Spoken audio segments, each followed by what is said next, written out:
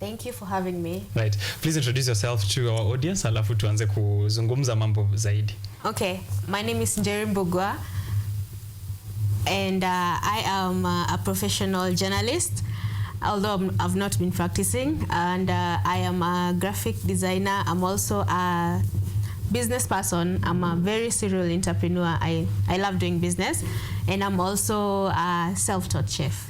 All right. Yeah. Serial entrepreneur. Yeah. Those are the ones we like here, especially the ones who feed us immediately after business. We are glad to have both of that with you here. Yeah. So Njeri, let's talk about the Guinness World Record in a few, but begin with you being a self-taught chef. Okay. As you said, is this how did this passion come around?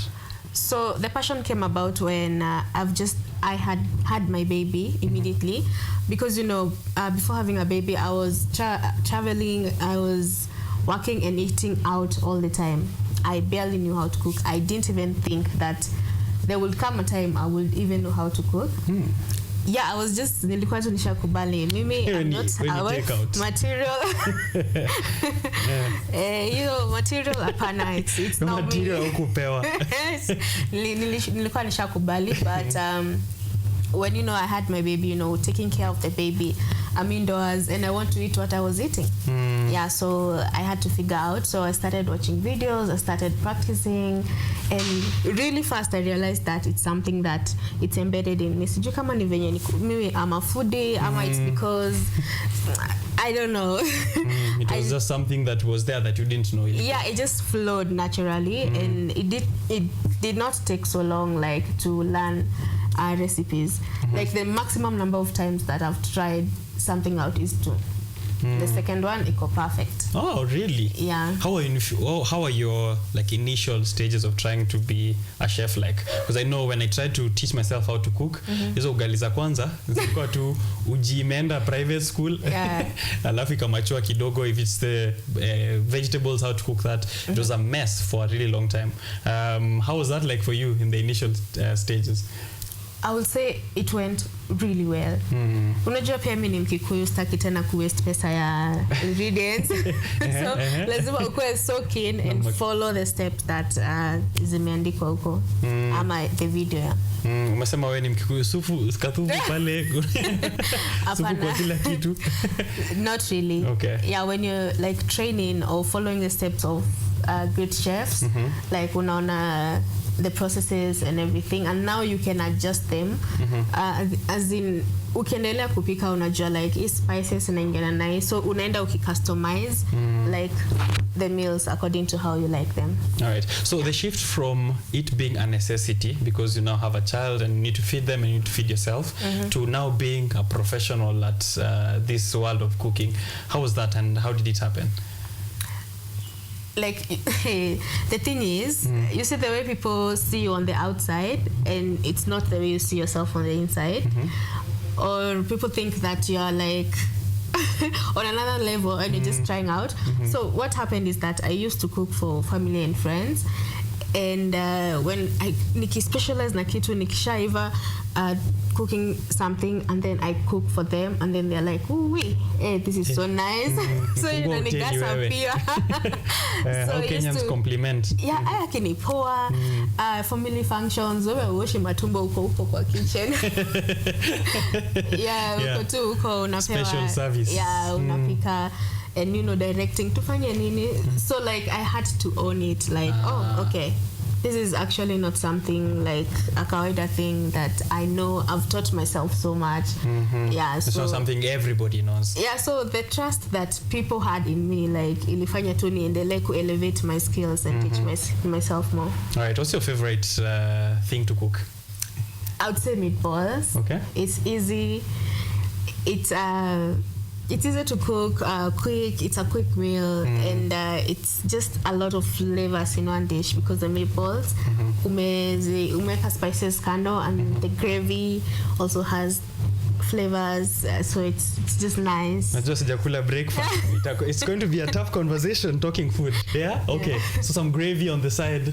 And you told me earlier pasta. You like to have that with pasta? Yeah. Okay. Pasta meatballs. That's your favorite to cook and to eat at the same time? Yes. Okay. Pasta si yule wa church yenu huko. Usiende kumpelekea meatballs. Kule pasta na meatballs. Right. But cooking that, and then now you're doing longest barbecue. Is barbecuing your favorite act of cooking? Meat is my favorite. Is also a favorite thing. Oh, as long as there's meat there. Yeah. Okay. Why do you choose barbecuing? Like, you see, the way you have a lot of things. I don't want to say children, but even if you have businesses, there's that one favorite thing to do. So grilling was a favorite to do. Either grilling using an air fryer, an oven, aman kendo shago, grilling using the jiko. So it was something that it was always like close to my heart. Ni kama subjects. You have a favorite subject, but there's that.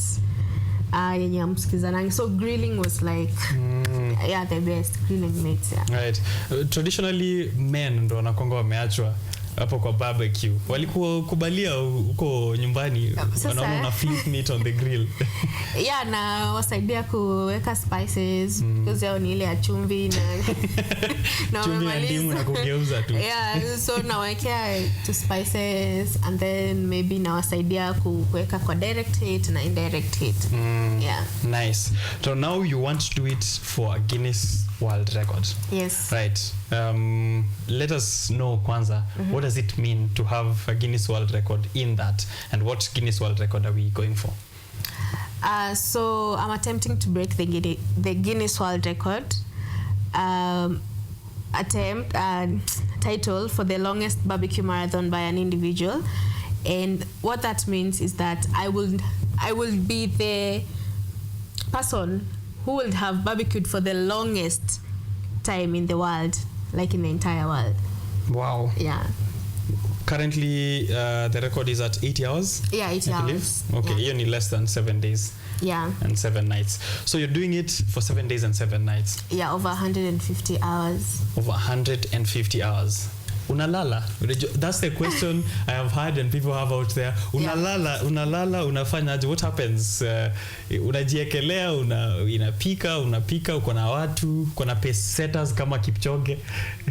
Okay, so kwa grill, mimi nitakuwa kwa grill peke yangu, but nitakuwa na people helping me on the side. Maybe watu wananisaidia with the marination, maybe washing the dishes, serving the food and all that. But also kulala unapata 5 minutes break for every 1 hour. Okay. Yeah, so you can accumulate that. Maybe uchome nyama 6 hours and you take a 30-minute nap. Okay. Yeah. Actually, that's the plan. 6 hours. Utakuwa unachoma nyama 6 hours. 30 minutes. 30 minutes nap. Mimi utaniamsha after 4 days. Kwenda uko na record yako. Nataka kulala. Change mind. All right. So this is going to happen likely in October. Yes. Okay. Tell people what will be happening in those 7 days in terms of are they showing up? There are other activities happening, and also watakula. Hiyo ni swali kubwa sana. Okay. So the plan is to have a fun-filled event. That means kuna activities, there are games, there are giveaways, there are prizes, kuna sing-alongs. People can showcase their talents, watu wenye the local talents can come in, watuimbie kina Steve Simple Boy and the likes. Ama anyone who would love to show up and show us the talent. And also hiyo nyama, one of the guidelines inasema that hiyo nyama yenye inapikwa, it must be consumed by the people around. So nyama inapikwa. Nice. So nyama inapikwa alafu it's distributed to the people who will be there supporting me, and also some of it itaenda kwa the less fortunate. We're going to donate some of it to the less fortunate. And also during the challenge, I would love to highlight that I am going to be raising money which will go into building a domestic and sexual violence shelters. for victims in Kenya.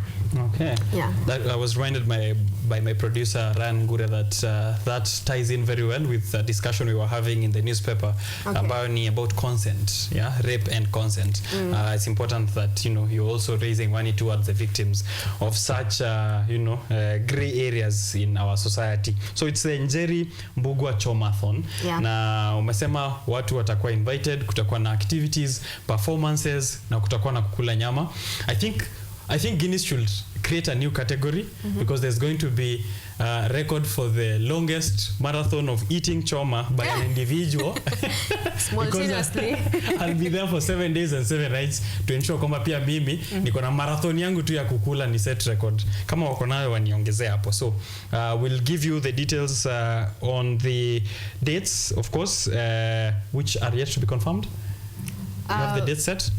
The initial dates were from 31st of August to 6th of September, but now we had to push it mbele kidogo to 14th to 20th of October. Okay. Yeah. All right, 14th to the 20th of October. You can bet that we'll be here to give you that information on subsequent shows on Biashara Tuesday. Njeri, you want this to be an annual thing? Yes. Yeah?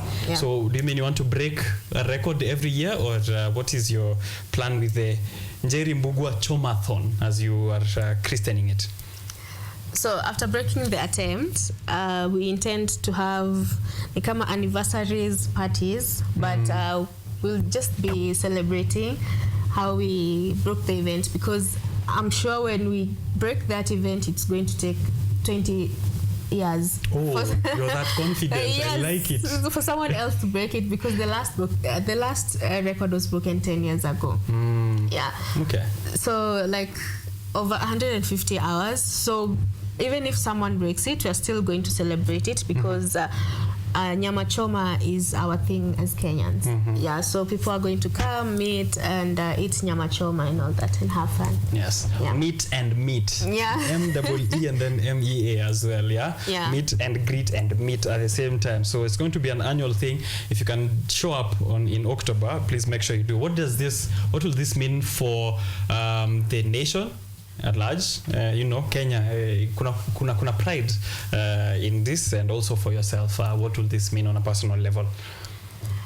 Okay, so first of all, I said I'm a content creator, so that means it's my brand will be out there, and what I do and my businesses. And also it means that the world gets to know that Kenya is the hub of nyama choma. Iyo na tusipiganie please. Tusisumbuane please. Hadi tuko na record sasa at that point. Sasa iko home, yeah. So yeah, I'm also hoping that people in the world are going to travel to Kenya and come and taste our nyama choma. Okay. Yeah. Is this an open invite, by the way? Ama utakuwa unauza tickets? It's an open invite. Okay. Yeah. Right.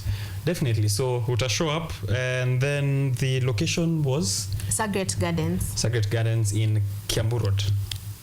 Along Kiambu Road, right? Yes, along Kiambu Road. All right. So we'll give you more information on the subsequent shows of Biashara Tuesday, but that is Njeri Mbugua. She is a chef, a journalist, a graphic designer, content creator. Check out her TikTok as well, so that you can see what she's building up towards the event itself. And also here on Biashara Tuesday, we'll definitely have to be participating and taking pride in the breaking of this record. Alafu sisi tutakula siku 7 na siku natakuwa na record yetu tuna mesha tu hapo kando. So why don't you show up and see that there's much more to do. No human is indeed limited. Njeri, maybe upende statement ya mwisho kuhusu watu wanapika huko nje. Actually, we have a growing community of creators who are cooking, who are showcasing their work, and maybe who would want to achieve such kind of feats. Maybe not Guinness World Record, but maybe in other ways. Wafanya wa feel fiti, na kwa sababu uko sure uta break the record pia, mention here part. Okay, so I'm speaking this as a potential record holder. So I would love to encourage everyone out there. It doesn't matter what you're doing, whether you're cooking, whether you are teaching yourself a skill online. Uendelea tu, siku moja itajipa. Just continue being consistent and continue doing it with passion and with love, and one day it's going to pay off. And also I want to see you guys. Like, make time between the 7 days. Just create time, ukuje and ujibambe, and also give me the moral support, which will be highly appreciated. And as we bring this home and as we do it for a greater cause, that is building a mega and a major safe house for women or survivors and victims in Kenya. All right. Thank you very much, Njeri Mbugua. We hope to have more discussions even just before the day. Okay. To have another interview here. Alafu tujue umekuwa psyched aje, na watu watakuwa wana expect nini.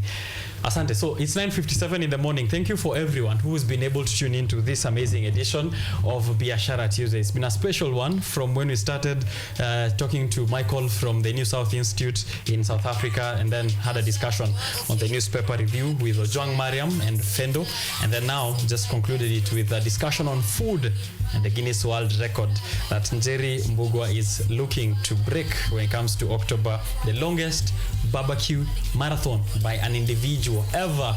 Currently holder iko at 80 hours na yeye anataka kupiga more than 150 hours. Something to think about in your week. Challenge yourself. In what ways can you improve and break records? Think about it, and we'll interact more here on this show. This is KUTV Kenya, a new